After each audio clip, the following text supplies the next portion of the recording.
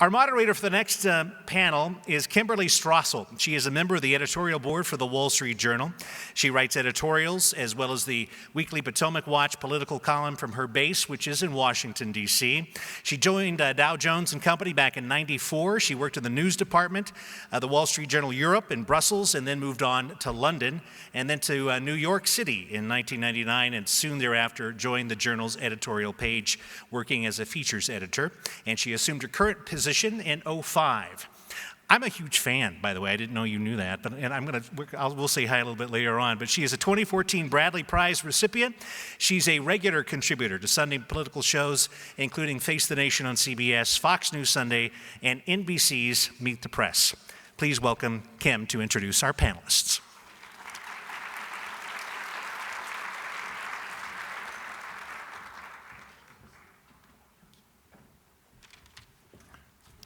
Hello, how is everyone doing?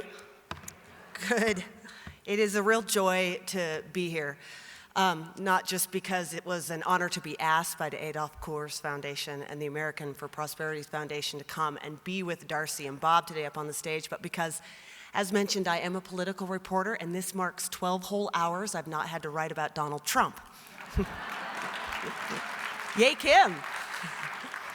Anyway, I would like to quickly, I'm going to invite both Darcy up onto the stage, Darcy and Bob up onto the stage, and then I'm going to tell you a little bit about both of them, and we're going to start our panel.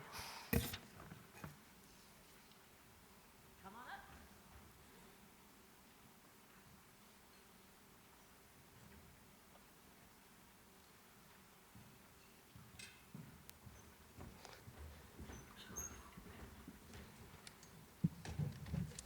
So we are all immensely lucky today. We are about to hear from two visionaries who have thought more deeply about freedom and healthcare than most people on the planet.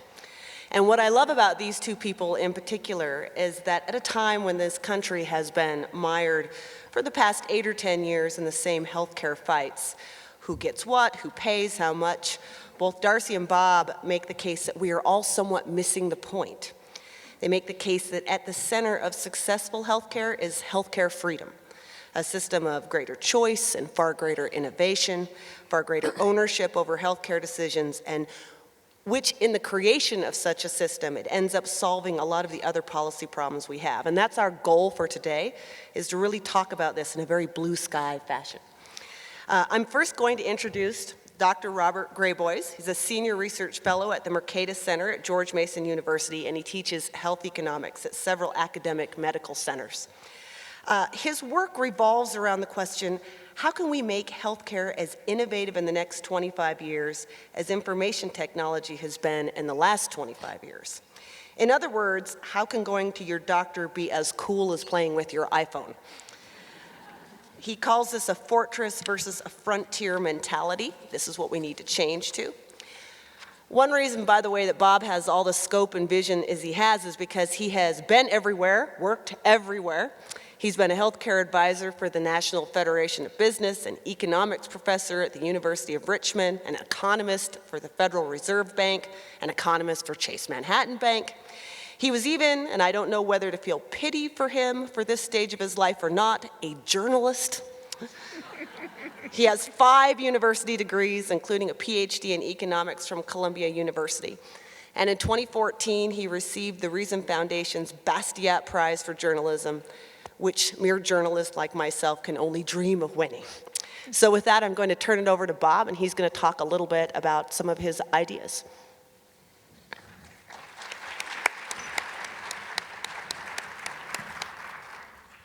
I'm going to use my iPhone to keep time. I'm not texting, I promise you.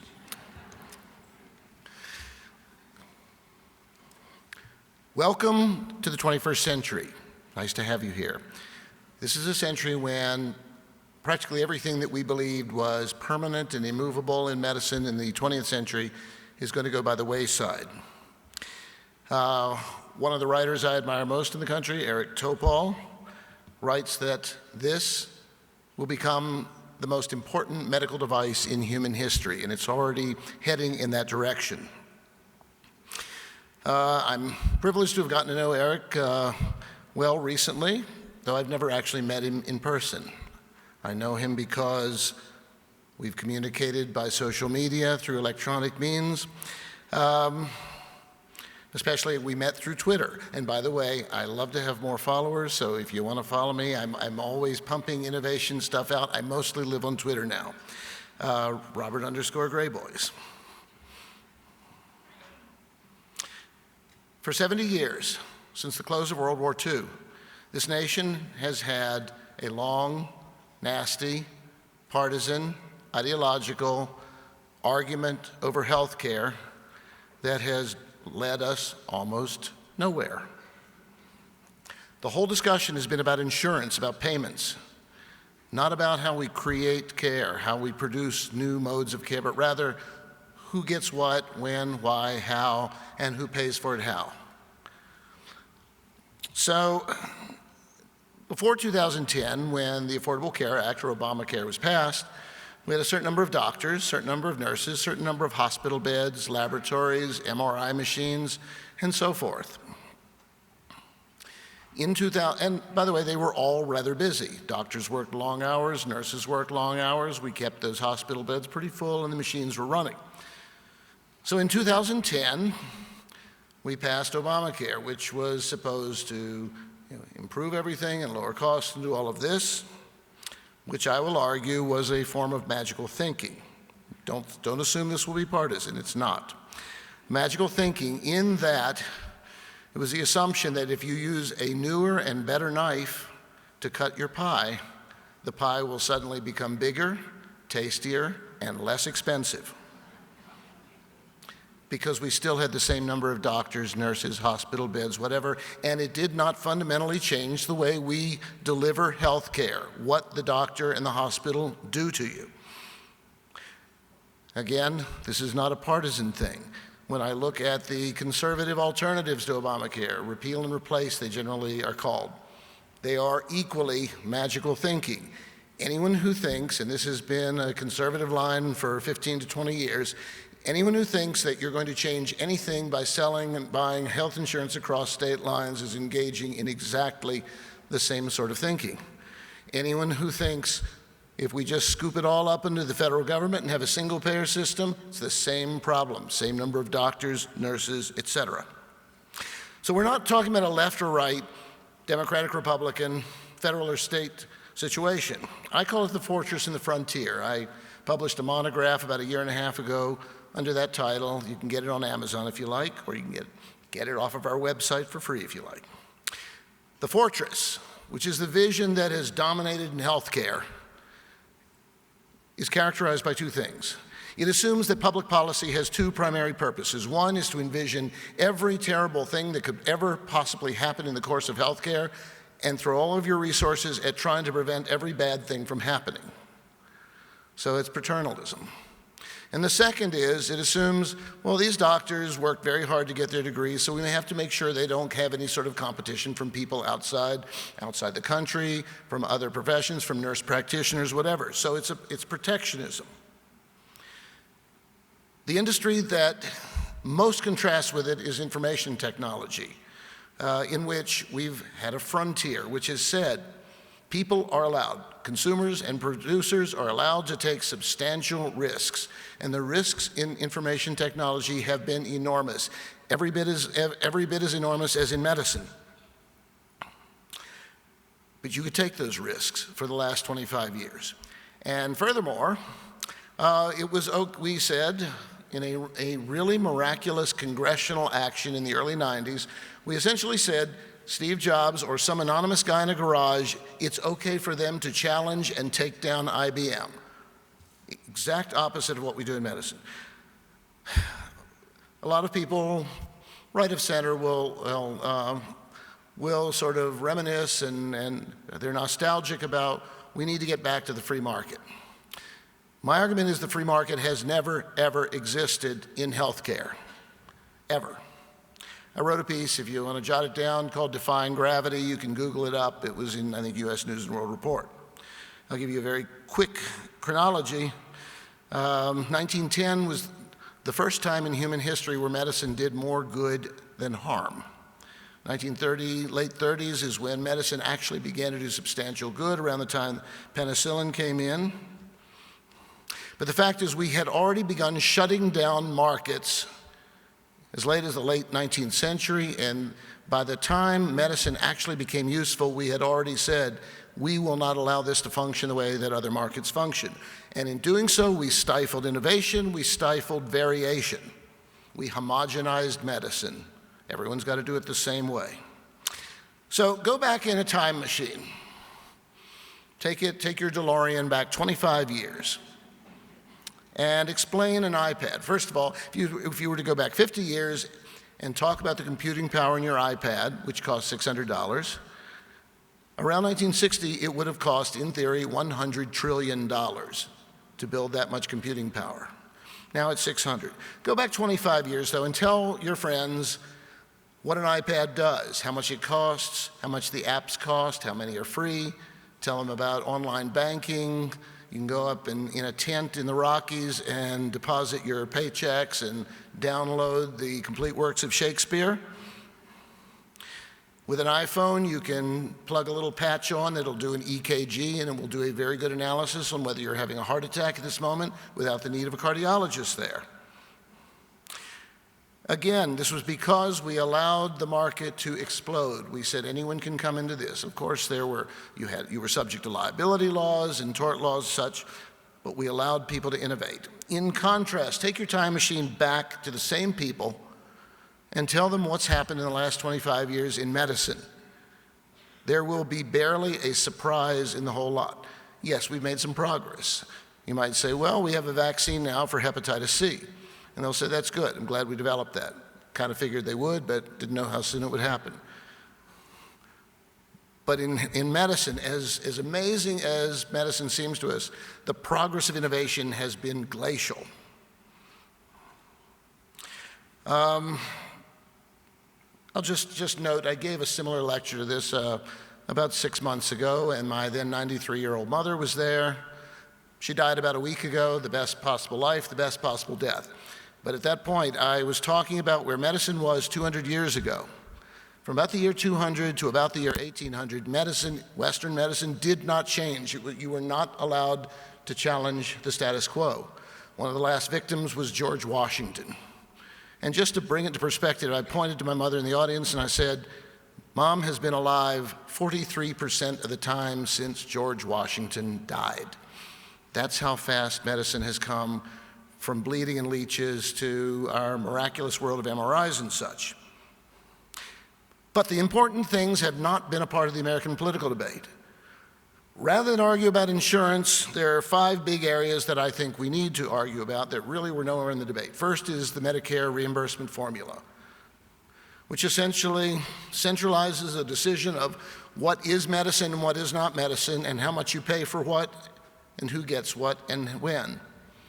This, more than anything else, has, without any exaggeration, it's structured very much like the Soviet Union's pricing system for everything was.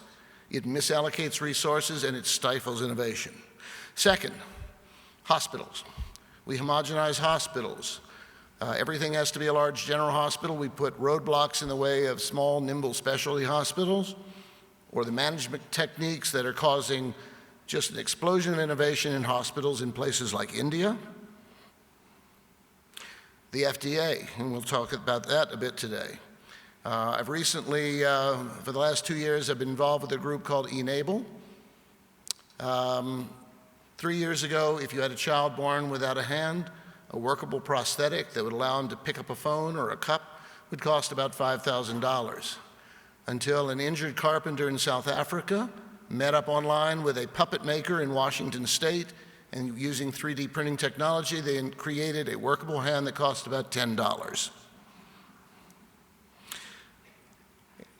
State regulations, there's a whole constellation of obstructive state regulations. Bans or partial bans on telemedicine.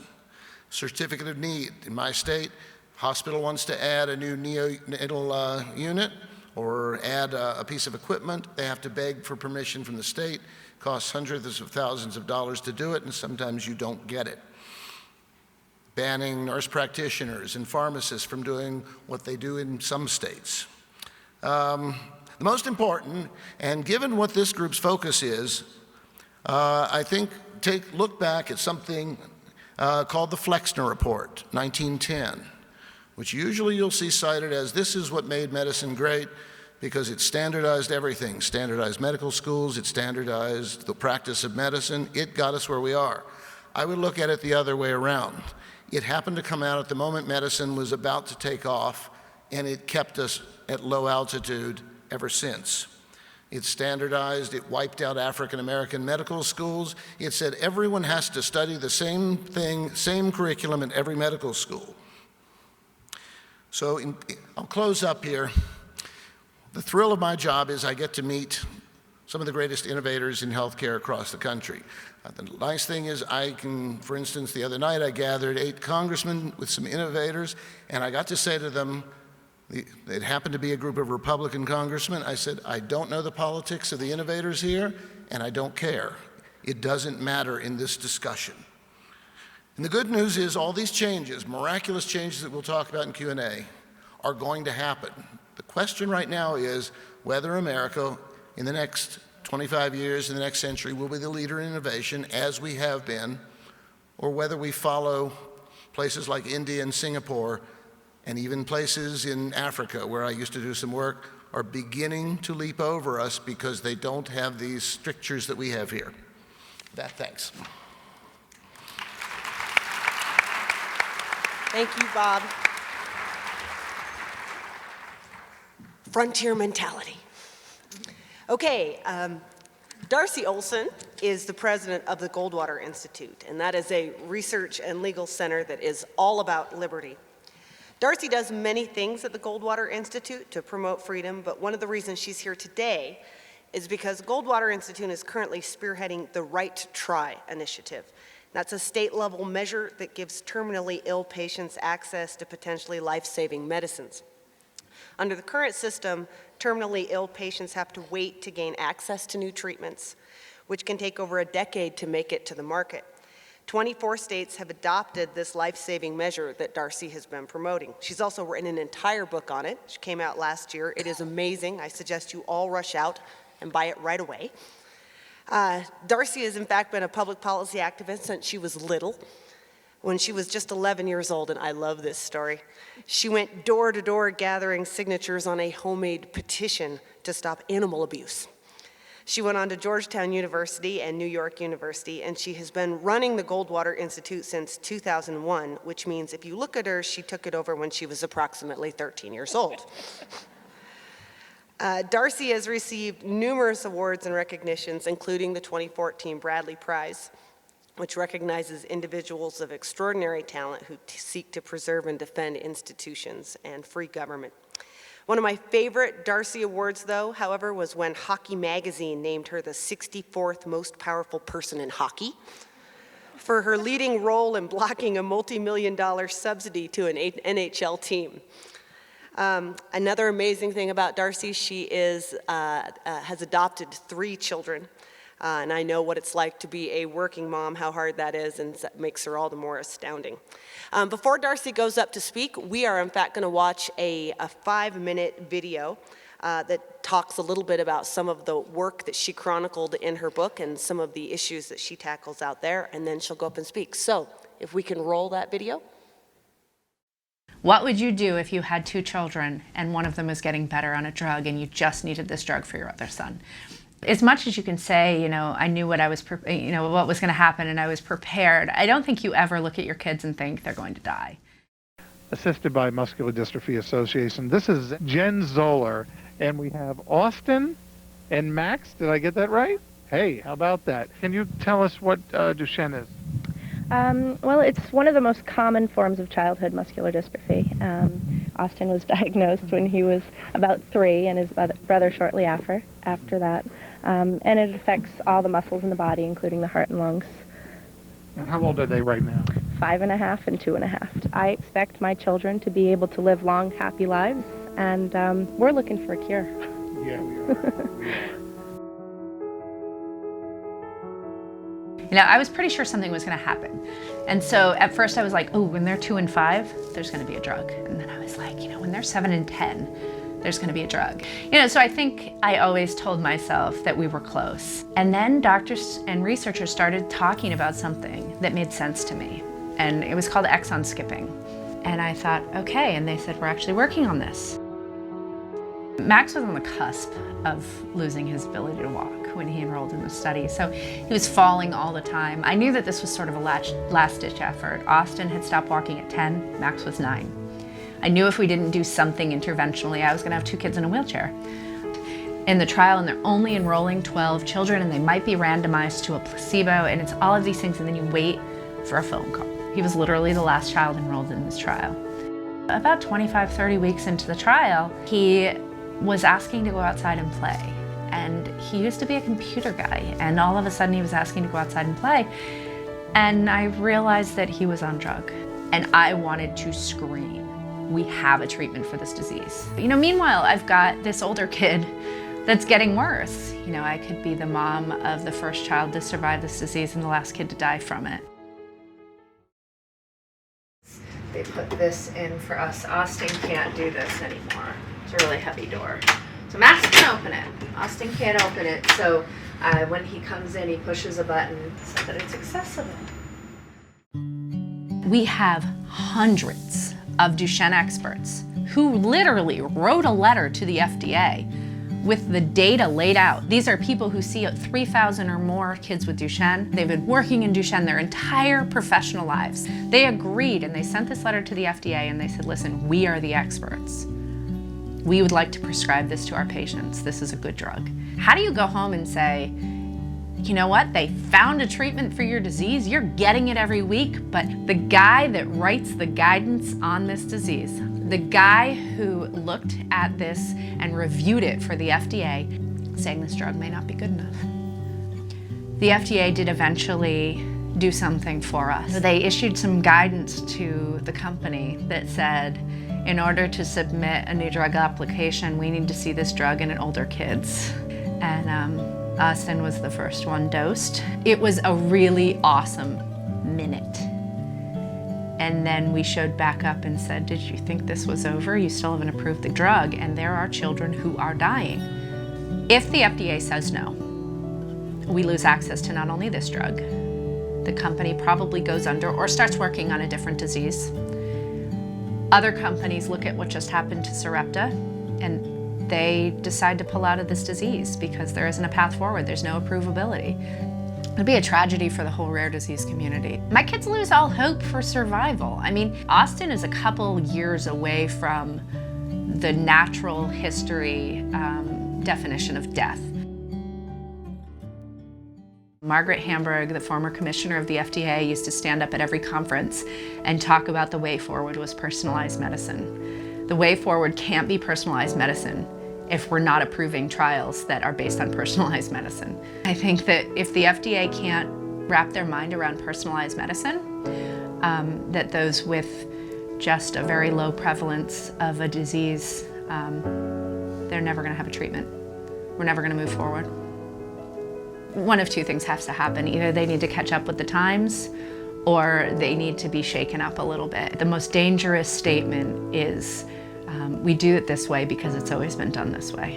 Imagine the companies that have gone to the FDA for approval, been told no, they're not publicly traded companies, they put the drug back on the shelf and they never say anything. How many cures? The FDA wants to point fingers at the company and say, we're here to protect you from snake oil. And at some point, people need to be in charge of their own health. Patients like Austin need to be able to say, I like what I see here, I'm gonna die, I would like to make some choices for myself. We've said a couple times we can do this the easy way, or we can do it the hard way. Either way, we're eventually gonna get our drug. The whole world is watching this.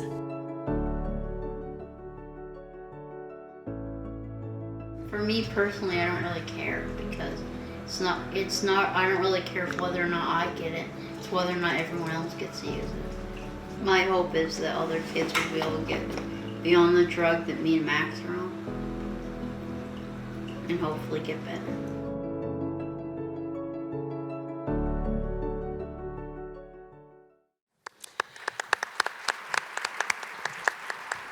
Before Darcy starts, I just would like to point out that Jen McNary, the mother there who has been tirelessly fighting for her kids and this right to try movement, she is here in the audience. Where is she?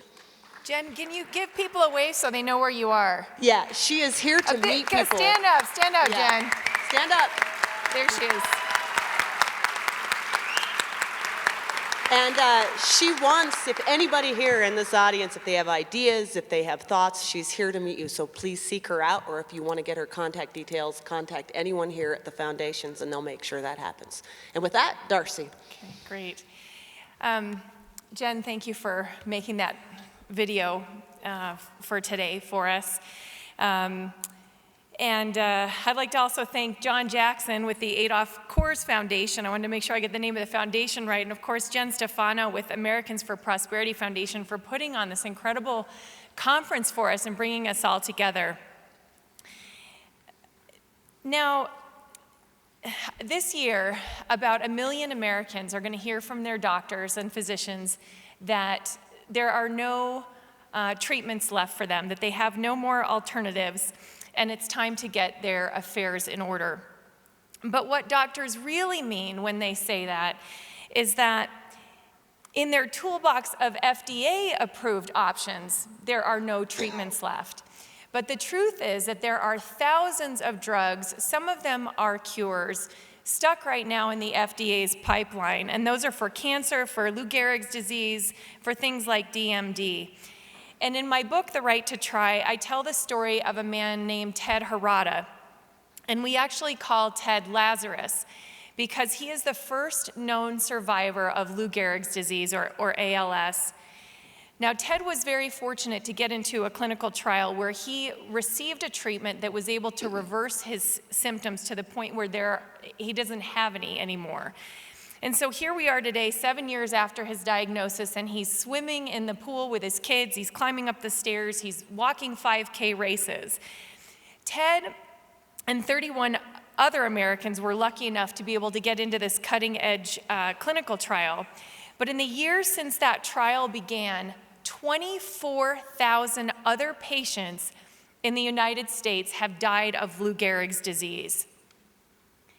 The problem is the FDA's incredibly long process for approving treatments, and this is particularly true for people who have terminal diseases. It takes an average of 15 years to bring a drug to market, sometimes more. 80% of oncologists and neurologists will tell you that the FDA's long process hurts their ability to give their patients the best possible care. And during the course of writing my book, I, of course, met Jen. And one of the things that she said to me really struck me and has never left me, the concept of what does 15 years mean? Because regulators, it's numbers to them. And what Jen told me is she said, by the time this drug is on the market, we are going to lose an entire generation of boys. It is unethical not to give those boys a chance at life. It also happens to be unconstitutional. And in America today, we have a situation where terminal patients have the right to hasten their deaths with things like right to die laws, but they don't have the right to try to fight to live. Or at least they didn't. You could get drugs to end your life, but not to save it. And that's why the Goldwater Institute designed Right to Try laws, and that's why I actually came here today to Colorado. I have, as Kim was saying, I'm a foster mom, and in fostering, of course, you fail all the time and end up adopting multiple children. So I left at home today a 4, a 3, and a 2-year-old, and I'm going to race right back home. But I wanted to be here because Colorado was the first state in the country to adopt the Right to Try laws. And that's, yes. I'd like to point out it is a purple state. This is not a left or right issue for us. It is now cleared, actually, Kim, in 26 states in the country. We just got Idaho and Georgia. And it is moving on a 99-1 voting margin. Somebody said to me once, it's a 2-minute decision, and the first minute is for the cup of coffee.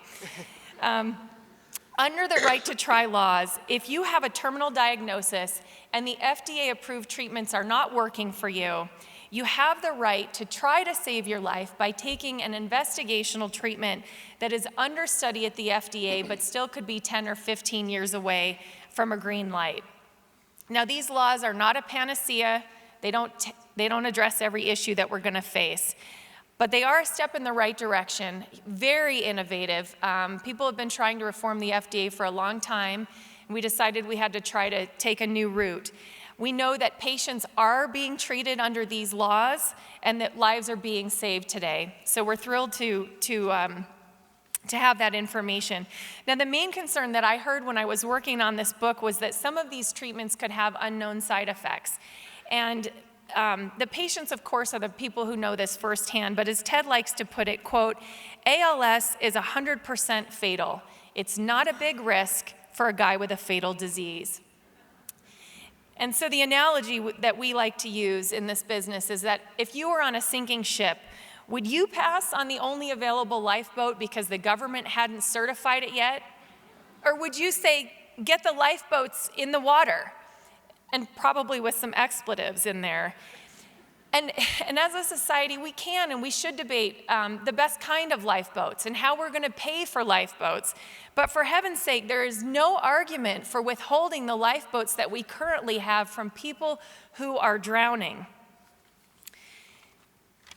The idea for the right to try came to us at the Goldwater Institute because the Cancer Treatment Centers for America came to us with a question, and they said, we know in our business that some of the best available treatments are out of reach for us, that they are in the pipeline at the FDA, and our job is to put patients first. Is there anything that you can do to help us gain access to these treatments for our patients? And that conversation gave birth to the right to try. So when we have this conversation today, what I would really love to have from those of you who are here is to learn what barriers are that you might be encountering. So if you're a patient, what's keeping you from getting the treatment that you need? Or if you're a physician, what's keeping you from being able to treat people with the combination of therapies that you think they need? Or if you're a manufacturer, what are the problems that you're running into? Because there can be solutions if we start with the right questions. So I would love to hear from you. And if you don't get questions in while we're up here, I'm easy to find at the Goldwater Institute. And then I'd like to just close with a remark that someone posted at random on one of my Facebook pages, but I thought it spoke for me, and I think it speaks for most of us. Quote, people should be allowed any chance of beating any disease. That's their right and no one else's. Thank you.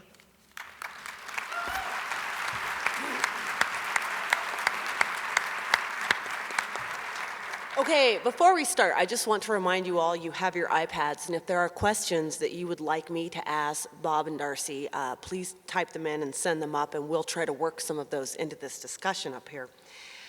Before we get going, you know, this is a really big topic, healthcare freedom. And so I just wanted to start with a little bit of a framework to help us all get our heads around it. When we talk about healthcare freedom, we're kind of talking about it at the broadest level, two things. We're talking on one side about a system in which individuals have more control and freedom over their health care, to choose their doctors, to have access to treatments, to make their own decisions. That's a lot of the work that Darcy's been working on. We're also talking about a system in which companies and research institutes and medical providers, hospitals, doctors have freedom of innovation and the ability to marshal and offer the latest advances to the population. That's a lot of the stuff Bob's looked at. So what I wanted to ask both of you is put aside all the fights we've had over the last decade, and all the discussion always seems to focus on wholesale revolution, wholesale change. If both of you had to just sketch out briefly what a system looked like and what you would set as a sort of foundation for some of these goals, like what would be some of the few, even incremental things that you would say would be the biggest priority you need to put out there? And obviously you'll say right to try as well, but there are probably a lot of other things. Maybe both of you could just give us your top innovations that you'd love to see happen. Sure. Who first? Yeah, Bob, go. I'd like to see a system where I don't have a clue what the changes coming are.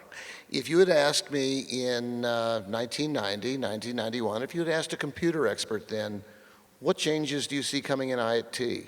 There is not a single person out there, well, I can think of one visionary who might have said it, who could have described an iPhone, this phone which is more powerful than any computer that existed on Earth around 1990.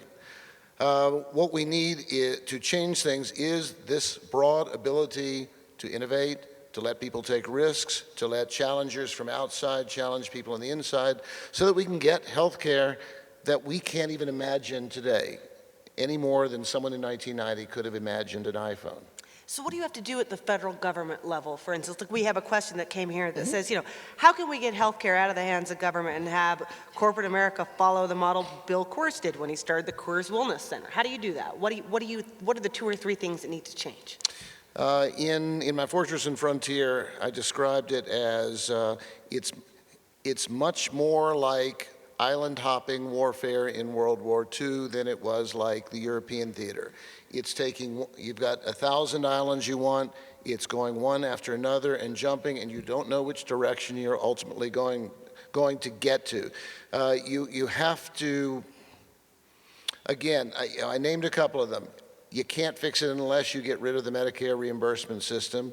I recently wrote a paper with 2 of my colleagues saying, and one of them was a 27-year FDA veteran who said, the FDA as it is currently structured cannot be fixed. We need to replace it with the European Union, for instance, has a much better, faster, cheaper drug approval, device approval system than we have by introducing competition among the regulators. So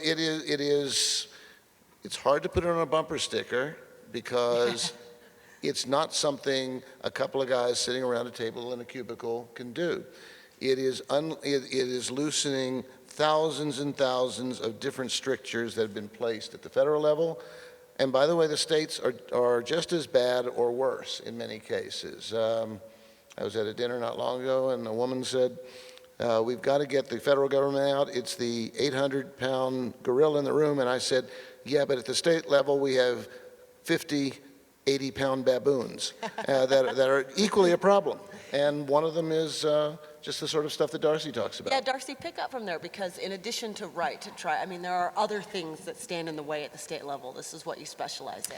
Yeah, there's a lot, and I think actually may go back to the initial question too, but I think one of the reasons that you see a lot of innovation in integrative medicine is because it's, in a lot of ways, it's off the government's radar screen, much more so than traditional medicine, and by and large, that's a good thing. It's not always the case, but I do think that you see more innovation there.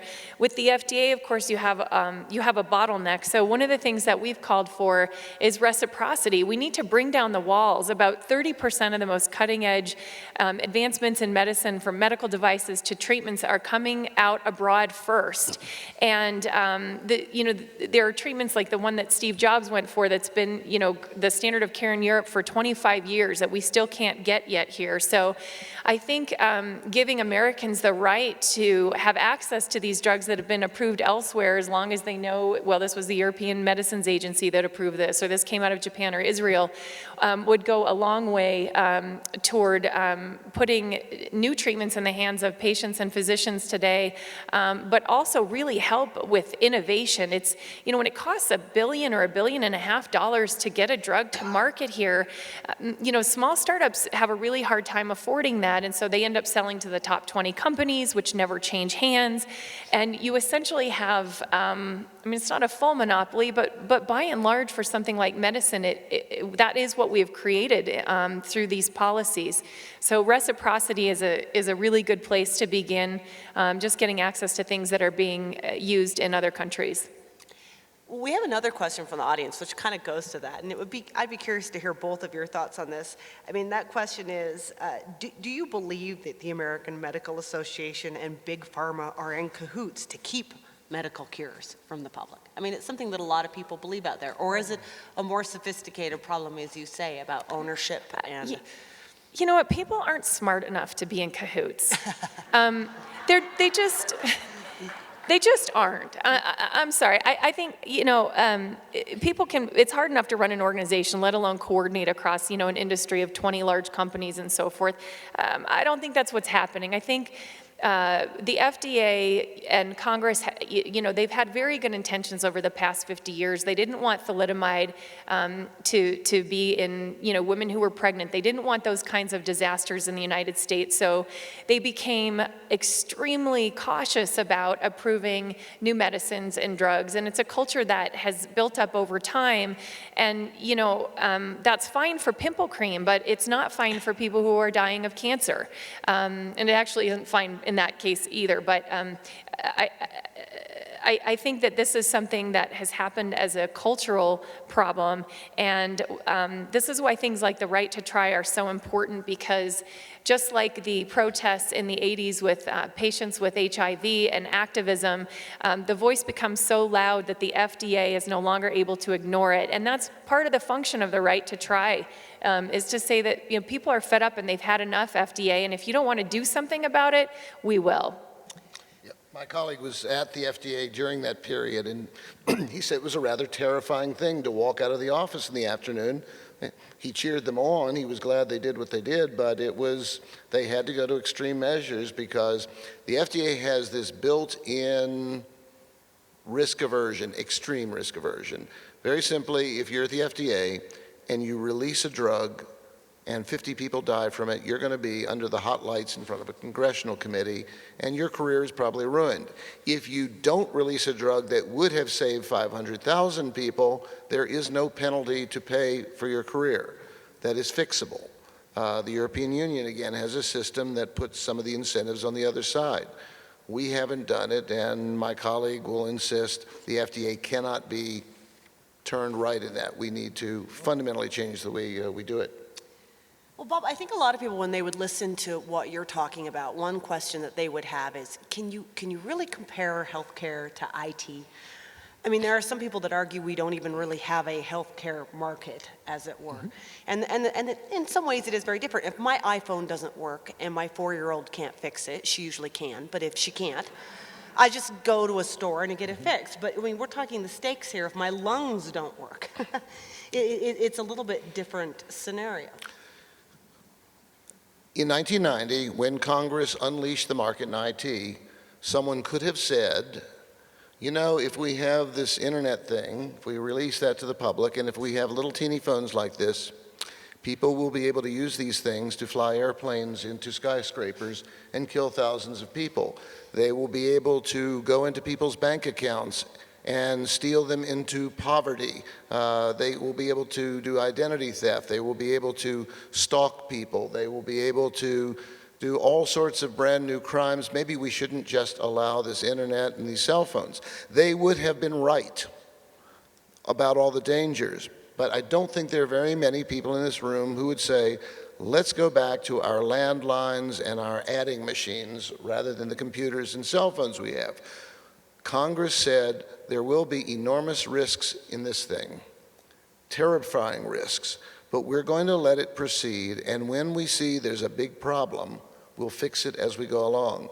In healthcare, we've done the opposite, and ironically, the thalidomide case is what has driven it. Even all of our precautions today would probably not have stopped the thalidomide thing from happening. They were not going to test these pills on pregnant women. You can't do that. It would have happened. The only reason we lucked out on it was because it was grinding its way through our system. They were trying to figure not whether it was safe, but rather whether it was effective. And they were slow at doing it. The fact is, thalidomide is back on the market because it is one of the most effective drugs ever invented. You have to be cautious. And my colleague said, after 5,000 children were born with the terrible birth defects, we have probably killed millions of people by keeping other drugs off the market in terror that one of them might be the next thalidomide. So both of you have talked about government and the need to overthrow a lot of thoughts and change, get them out of the process, as it were, to some degree, or introduce more competition so that treatments are coming faster and the market is allowed to innovate. What role do both of you see in those sort of other big players in the healthcare sector, like insurers, for instance, and corporations? Where do they fit into this? What do they need to be doing? Okay, well, I can start with something that is ostensibly private sector, though sometimes has quasi-governmental powers. Medical boards. State medical boards and state insurance boards are some of the most obstructive. I have great admiration for both doctors and the people in the insurance industry, but they are highly obstructive. So one of the things I recently, my doctor's office was closed on a long weekend. I had a sinus infection. I dialed up a telemedicine company, got a check. She looked down my throat, looked in my ears, did these things, diagnosed it, got me the drugs within 10 minutes. And I had their chief medical officer talk to a group of highly skeptical physician legislators, and I asked him to explain how he had saved a woman's life using their app. And it just very quickly, she had an illness that didn't seem that serious. Had she waited till the next morning or a day or two, she probably would have died. But he could look at her, he could look at her eyes, he could look at her fingers and see this. Now, I have a great deal of fun in this because I will tweak my right-of-center friends who think, well, if you'll just get the federal government out of things, everything will be great at the state level. Probably, arguably, the worst state in the union on telemedicine is Texas. And on Twitter not long ago I tweeted, Texas needs to learn from more free market oriented outfits like Sure, they love that. the VA and New York State, which actually have been quite open to these technologies. But it's the state medical board, or that is ostensibly a private entity that the state has authorized to do these things, that is the obstructive force. To some extent, it probably is doctors trying to keep competition out, because the Texas doctor may not want the doctor in New York State who looked at me. That may be part of it, but I think more of it is simply a fear of the unknown, a fear of the new, that I'm not sure you can do a proper investigation over this. And fortunately, their chief medical officer taught hands-on medical examination at Stanford University 10 years. And he said, I know what I can do in the examining room, and 90% of it I can do here, and I know when I can't. Yeah, well, let me just, I'll let you go, but I wanted to, maybe let me go at the insurers, corporations question slightly differently to Darcy. Is that, you were out there talking about the right to try, but what's also interesting is that a lot of the people in your book had a need to try because they have family members who are ill and there's a pressing reason. The reality is a lot of Americans are just used to the system the way it is, and the system is one in which, their insurers take care of everything and they don't really have to take care and control of their own health care. So how do you change that system? How do you change the mindset out there so that people are increasingly taking responsibility for their health care? And how do corporations and insurers fit into that model? Oh, that's a very different question. Yeah, well, answer your first one first. I would just say that when it comes to access for healthcare, not medicines, which we've covered quite a bit, there's actually quite a bit of control that the states have in this area, and I think that both parties are guilty of always looking to Washington to fix these problems, and there's a tremendous amount at the state level that we can do. You talk about state medical boards. We sued a medical board in Mississippi and won for a doctor there. They just said he was too old. They didn't even have any, and he was doing homebound visits for people in the small rural community who had no health care, and he was a great doctor. So sometimes you do have that. So you've got to keep an eye on the medical boards. The certificate of need laws. We have another lawsuit we're suing in, that one is in the state of Georgia, where we're going to work to get rid of the certificate of need laws there, where they actually make you ask if you, in our case, it's a gynecologist's office. They have to get permission from their competitors in order to open up another part of their practice. I mean, it's just absurd. But that, if you have 2 people or 3 people or 10, the prices are going to come down. If you've got one provider, we all know what the prices are going to be like. So those sorts of laws are all set at the state level. Scope of practice laws, what a pharmacist can or can't prescribe, those tend to be at the state law. There are a lot of nurses, pharmacists, and other healthcare providers who could prescribe a lot more, so you wouldn't have to necessarily go to a primary care physician. Those are set at the state level, as well as the telemedicine laws. Lots of areas where we have room to expand freedom and make it easier for people to get access and get more affordable care. And then your question is how to get people to take more. Well, right, because this has been one of the big questions out there, in particular when people talk about freedom in healthcare, which is this idea that most people, they don't know what the prices are of anything. They don't have their ability to measure this doctor versus this doctor. They have no financial reason to actually try to shop around or take control over healthcare because of the insurers. And this is sort of the question I was getting to. Is it corporate provided healthcare, insurance provided healthcare? We have seen shifts over the years toward health savings accounts, and some of this is happening on its own simply because people are being forced to do it in the sort of new system. But how do you create a system overall where people feel as though their obligation to evaluate a doctor and go find the best treatment, they put as much care into it as they do finding their toaster? Well, it's such a tough question, Kim, because with insurance, of course, you're shopping for a doctor usually within the parameters that you were given, to be able to afford that care. So it's really tough. Health savings accounts, I personally think are one of the better solutions because you have a very wide variety, usually of choices, the widest variety. So you can go shopping for the best care, and then of course any money that you don't spend, you can save for another treatment for you or one of your kids or your spouse or something like that. But that is do you want to go after that question? Sure. Okay, I'll say 2 things. So first of all, one of the sub-industries in medicine I'm dealing a lot with these days is called direct primary care. Direct primary care is really just a payment, a novel payment system where you pay. There's a set of clinics in the Northeast, several dozen by a kind of a visionary entrepreneur. You pay about $60 a month, and you get all of the primary care you need, 24 hours a day, 7 days a week. Part of it is you can call the doctor on the phone, you can email them. Do you get to choose your doctor? You can, or you can have access to whatever's there. Obviously, if you're in the middle of the night and your doctor's asleep, you have the option to say, well, I want one of your other doctors. So anyway, they, among other places, this outfit provides the primary care at Dartmouth College. Well, they're not an insurer. What they are is a set of primary care clinics. Some of the states have said, well, okay, you can set it up so Dartmouth can hire you, but if you try to sell it to anyone else, we will treat you as an insurer. And these guys say, we're not insurers, we're primary care clinics. The payment's different. I said, well, that's fine. He went to, I believe it was New York State, and said you have hundreds of thousands of undocumented immigrants there who don't have access to Medicaid or anything else. They're going to the ERs, they're spending a fortune. I will cover any and all of them for $1 a day. And they need never go to the ER again. They can come to one of my clinics. I'll open plenty of clinics.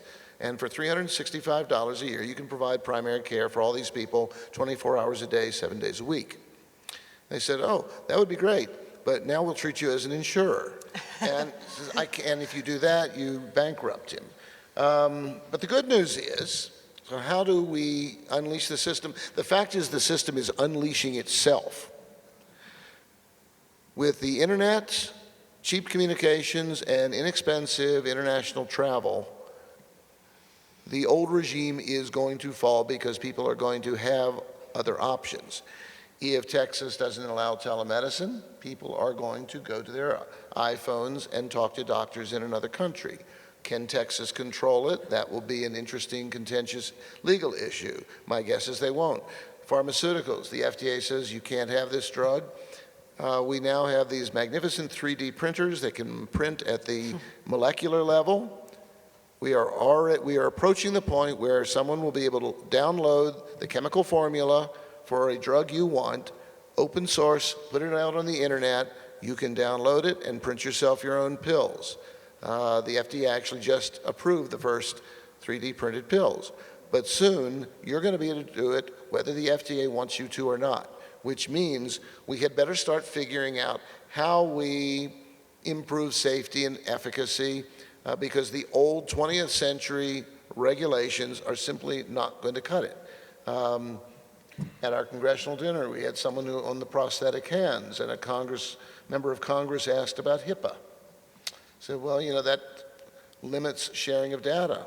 And one of the people there said, well, that may be true, but, you know, people outside of regular doctors in hospitals can share it all they want. I mean, this leads to an interesting question. When you talk to people in Congress, and both of you do, how aware are they of the need for sort of wholesale change of some of these antiquated 20th century laws that we have, and what a system that you both describe might look like? No, you're not even going to answer that. Very disappointing. I mean, from what I've seen, they're so far removed from what regular people go through. You know, they have health insurance policies that no one else has.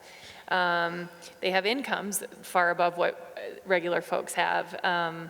And, you know, I just testified a few weeks ago before the Senate and they were still talking about the compassionate use program. I mean, the compassionate use program has been in place for 25 years, fewer than... Can you explain what that is? It's a federal program that's supposed to help the terminally ill, but you don't even get 1,000 patients in there a year and you have millions dying.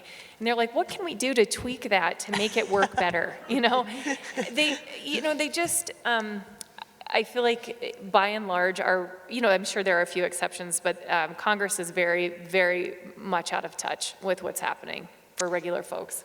What role do, there we go, something we can many agree on. What role do employers have, if any, in this? I remember writing years ago about Safeway and an innovative program that they were doing. I mean, we all hear a lot about the wellness programs that companies institute and things, but Safeway had a pilot program that it did out in its headquarters in California where it had a program and it encouraged people, that it gave everybody a certain amount of money for which to do preventive care.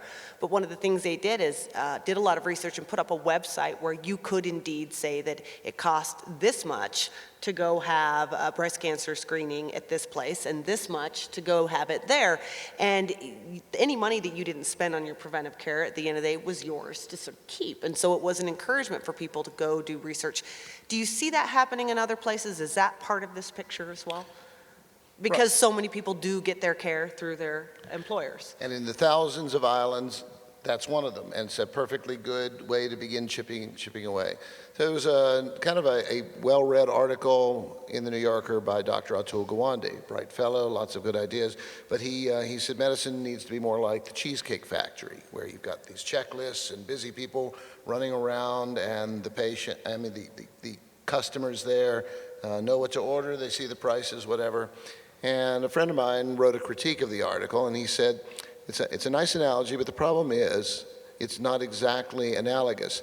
In the hospital, the patient isn't the same as the customer in the restaurant.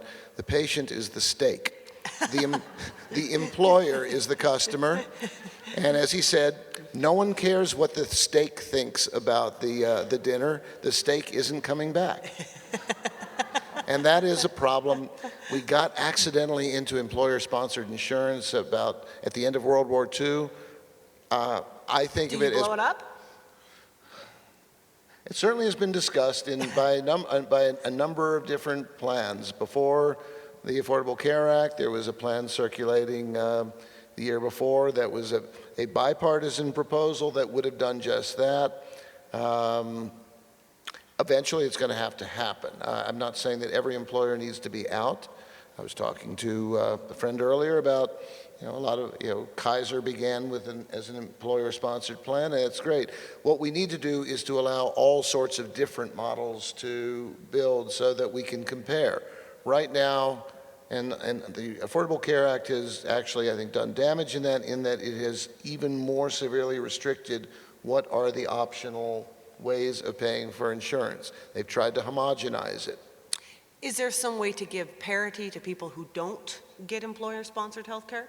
With tax credits, or, is that one option, or does that? Right, because we treat taxes differently for people who buy private individual policies and people who buy employer policies. That was an early 50s tax interpretation, and it was a terrible mistake, and it has been one of the big drivers. Yeah, it's very expensive if you go to purchase it on your own, but I think equalizing the tax treatment instead of just, of course, it's, like I'm an employer, but it's better for the employees if we provide it through Goldwater, because it costs them so much less than if we tried to give it to them with their after-tax dollars. So, but that is the direction we need to go, and people have pointed this out. When you lose your job, you don't lose your health, you don't lose your car insurance, right? Those things should be able to go with you. You should be able to buy it and be able to move and keep it. So it really should be, even if it's not your preferred choice personally, it should be on par so that it is actually a viable choice for people. We've got a question from the audience that a lot of people have been asking. It's a little off tangent here, but they asked you both to discuss value-based healthcare.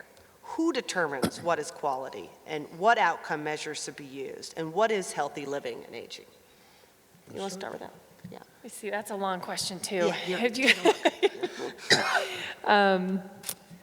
Yeah, maybe this question is a little bit of who should determine what is quality and what outcome measures should be used. And, to me, this is not a surprise of someone coming from the Goldwater Institute, but, that's you the individual. You should be determining what quality of life. You should be determining what medicines you want to put into your body. In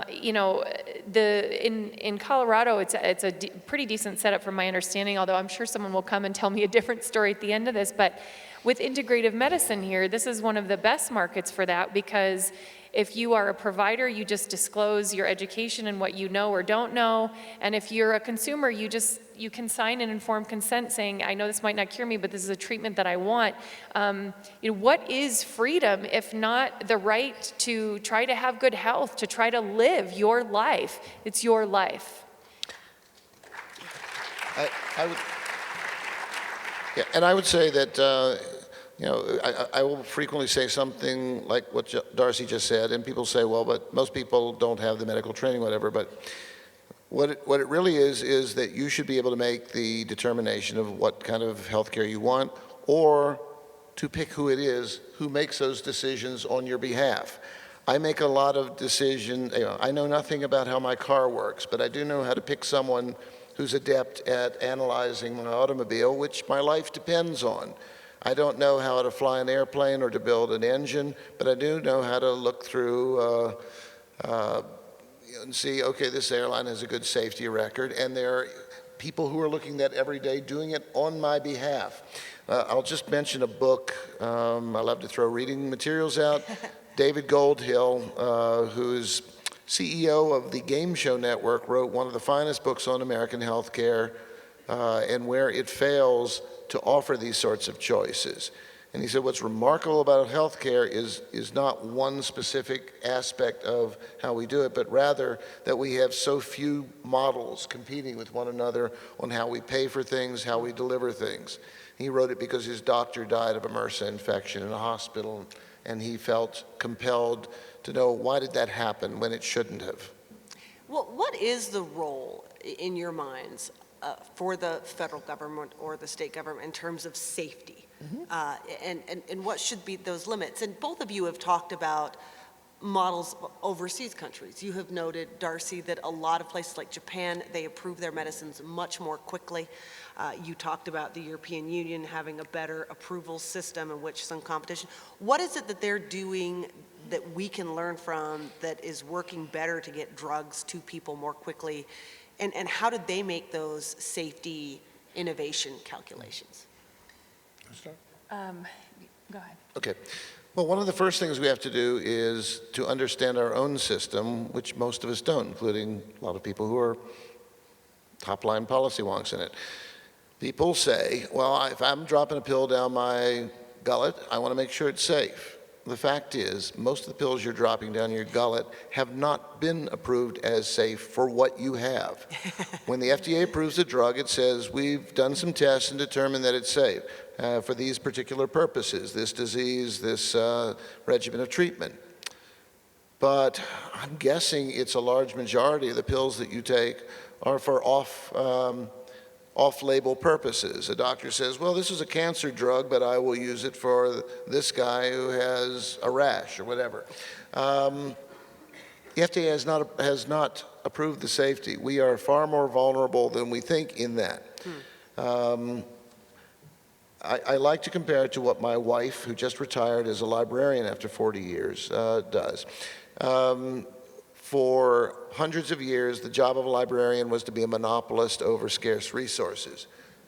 Kid came into the room, she said, you can have this book, you can have it for 1 week, then I need it back because that person, whatever. And furthermore, if you didn't go to the librarian, you didn't have a book. You needed it. She was thrilled at the way the world has changed. My brother, a fine doctor, said to her, why do we need a librarian if you got the internet? And she turned red as a beet and worked on the answer. But the fact is, she said, in the new world, my job is to persuade students to come in and explain to them, I have some value to add. You can get all the Google searches you want, but I can guide you through what's a good search and what's a bad search, what's good information, what's bad information. In the 21st century, that's going to be the model that dominates. Not the FDA saying, you can't take this, but rather going on the internet and saying, well, there's 20 things out there, how do I decide?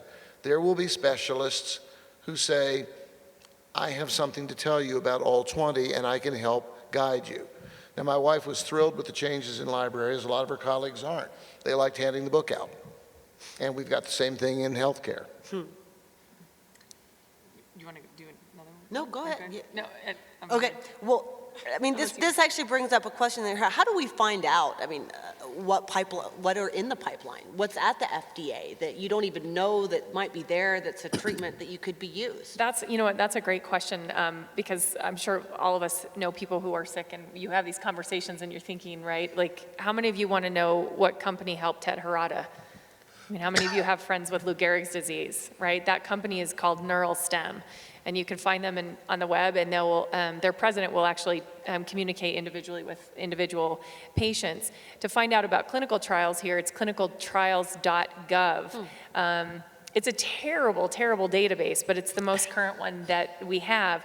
But one thing that you should be aware of is there is a website called mytomorrows.com, and I don't have any particular interest in them other than just professionally from having learned about them. But in Europe, compassionate use is pretty widespread once a drug gets through phase 1.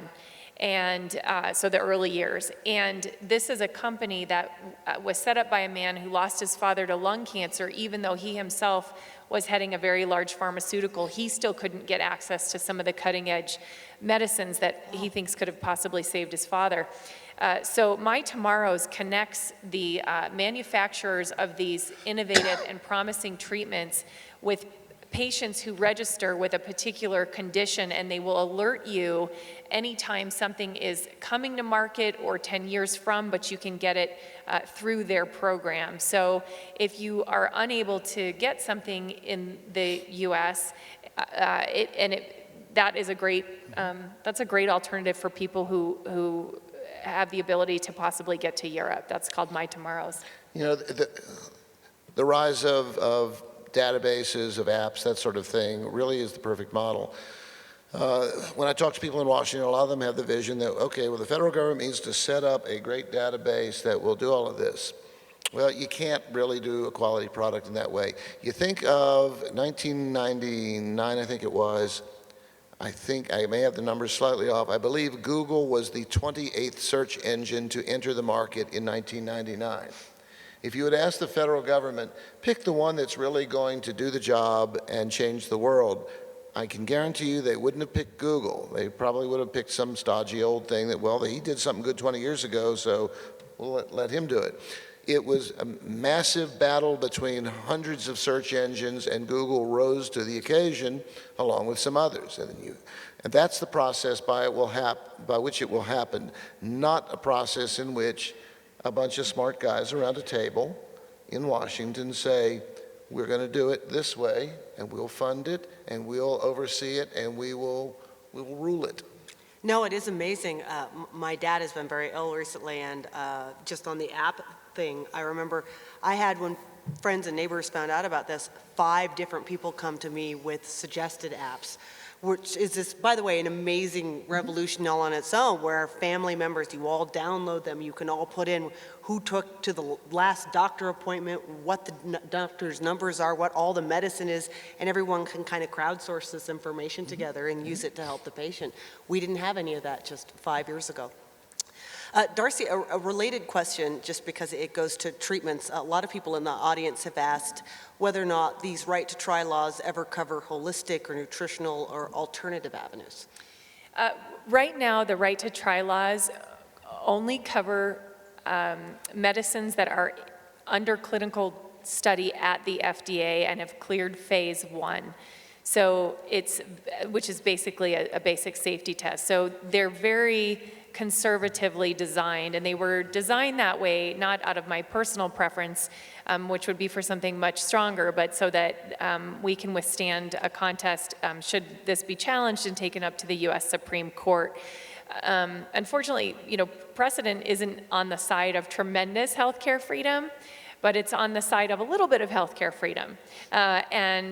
So we are using the precedent that right to die is based on, and also there is a right to self-preservation that the court has affirmed, and there's also a right, you have the right to not be resuscitated, you can refuse treatment, so we are building on some of those things. So it is quite conservatively designed. Now, my understanding is that most of these other treatments, though, are outside of the purview of the FDA, and depending on the state you're in, you, by nature of them being outside of the federal government's purview, tend to have a wider range of options to try those things. Darcy, I would just point out, when she was testifying in front of Congress recently, very eloquently pointed out that we have states with right-to-die laws, meaning that you are by law allowed to take a pill to kill yourself and not take a pill to help save your life, which is an interesting observation. Bob, since we're talking about the FDA, just another question on this. Some people in the audience have asked, if you could just rip everything apart and start all over with the FDA, what would you create that would somehow balance the risk-benefit of treatment against the risk of disease? Right. So in the study that we just wrote, I did some hypothesizing. And again, there may be multiple models that we see. Let me explain very quickly what the European Union system is like.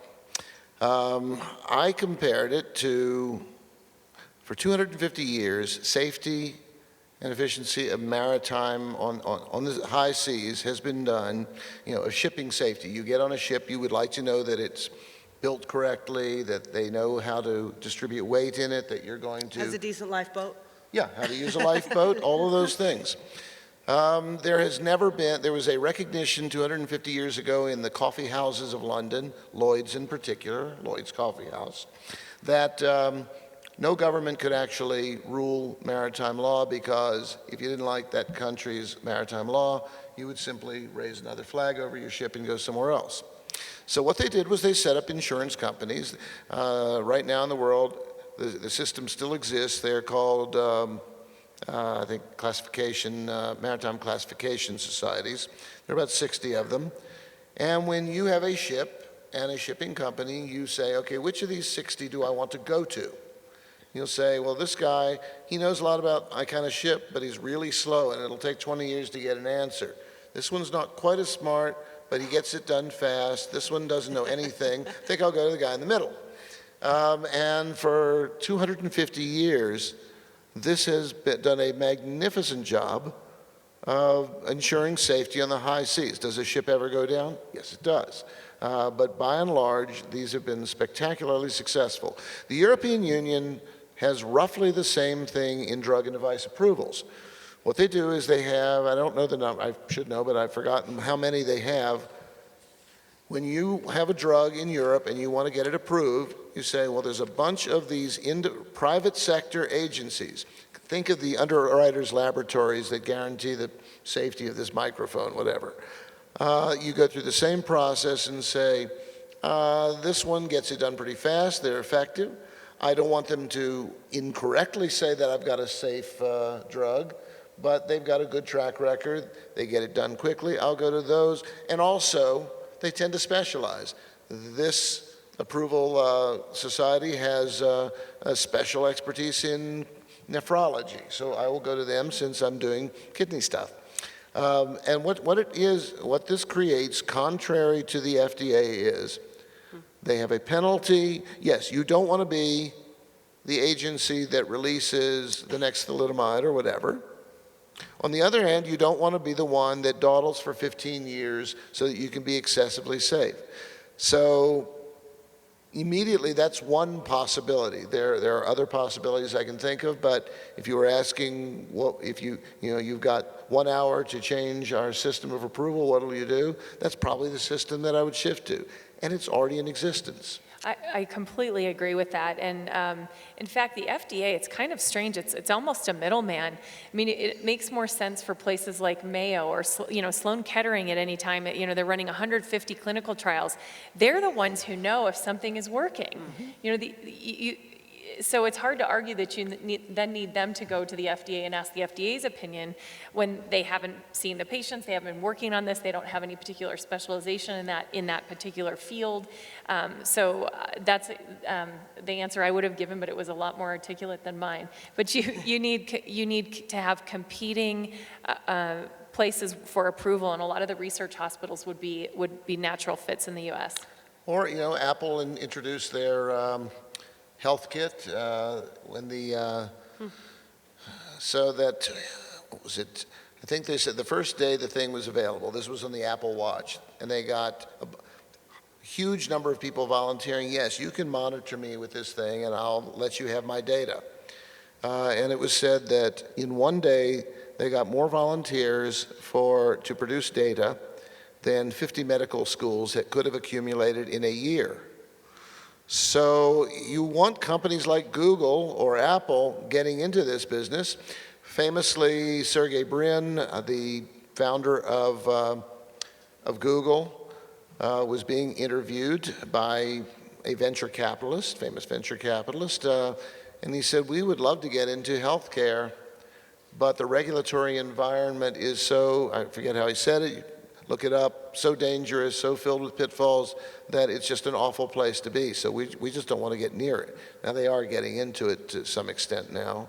And actually, I heard a really interesting one the other day, which was how did they figure out that the Zika virus and the microcephaly that children were suffering were related? And it was because apparently the Google searches on microcephaly and on the symptoms of Zika were showing up in the same places. And someone said, we have an interesting pattern here. This is not the way the FDA did business in the past, but it's the way we're going to do it in the 21st century.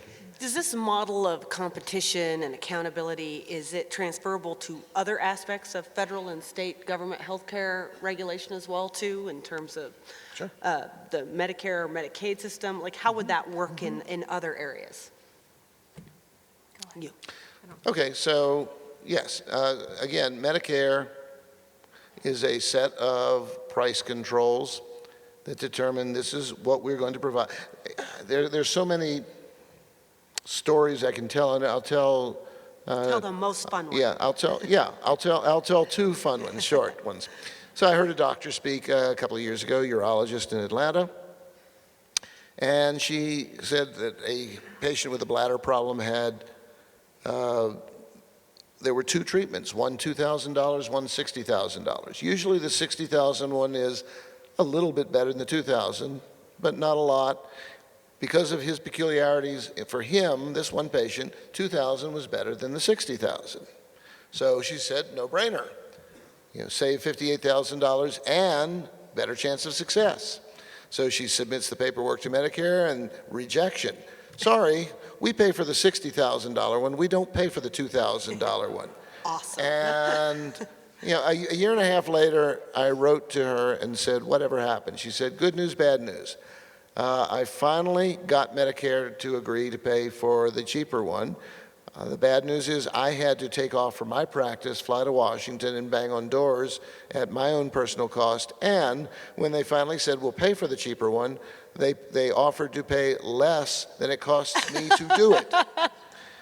She said, I'll do it, but I won't, I'll lose a little bit, but for my patient's benefit. The other one was, here's another great thing to Google up, the Surgery Center of Oklahoma, in Oklahoma City. A visionary doctor, Keith Smith there, good friend. He revolutionized his surgical center by posting online the exact price to the penny, all-in cost of every single medical procedure that they do. And a lot of the medical profession just hated this. But he told an example. He came to Mercatus and gave a talk, and he said there was a guy in Georgia who needed a particular procedure. Keith doesn't get paid by Medicare or whatever because he can't deal with the insurers in that way. So Keith had this procedure listed for $4,000. The guy in Georgia called him and said, my doctor says it'll be $40,000. So the patient went to his doctor and said, you know what, I can get it for 1/10 the cost if I go to Oklahoma. And his doctor in Georgia said, oh, well, I'll do it for $4,000. And he said, he did it there. And then he called up Keith afterwards and said, I feel kind of bad. You saved me $36,000 and you didn't get anything out of it. And Keith said, oh, believe me, I'm going to get a whole lot out of this story. But the system is just filled with thousands of little things like this, which is why I say you're not going to get it by one switch to single payer, switch to repeal or replace, switch to Obamacare.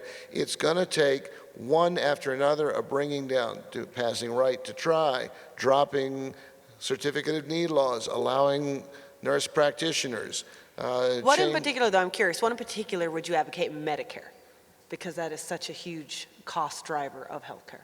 Yeah, and I'm not going to tell you that I can sit here and come up with it. I mean, that payment system dates back, to 1965 with some additions in the 1980s.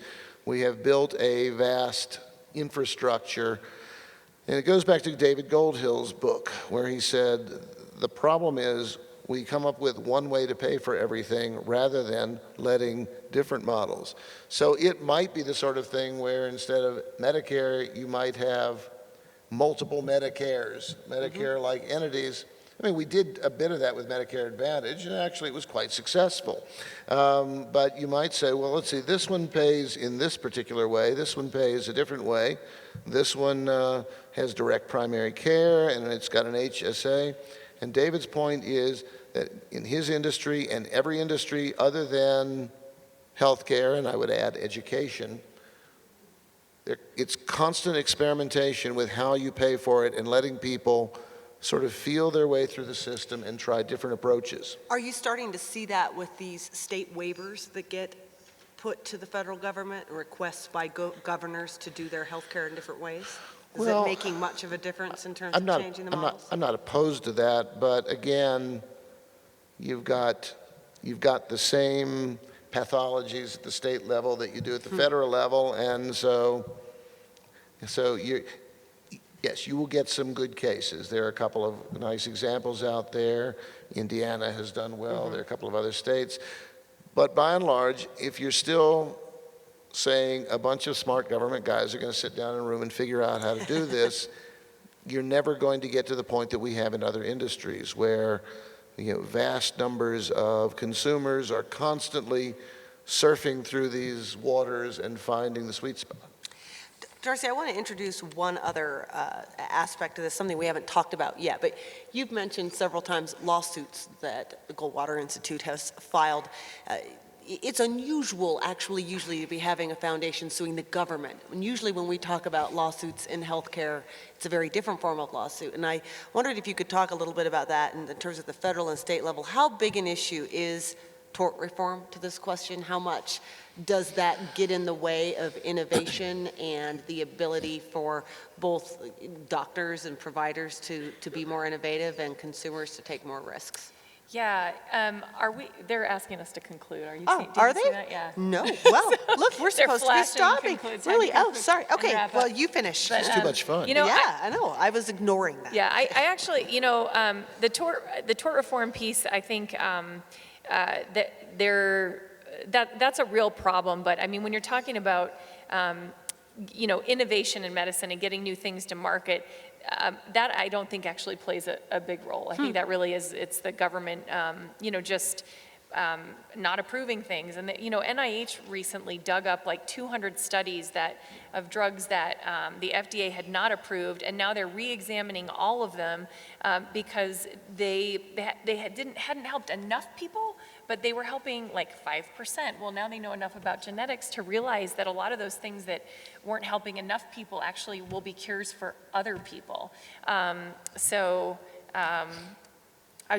think that problem really goes back to the government, but tort reform, you know, is important. And under right to try, we're using informed consent laws like they do in the clinical trials, and that's how that works for patients. And of course, they're glad, you know, to sign for a chance to possibly live. Well, I think we both owe Bob and Darcy an enormous round of applause for their thoughtful comments. Thank you so much, all of you.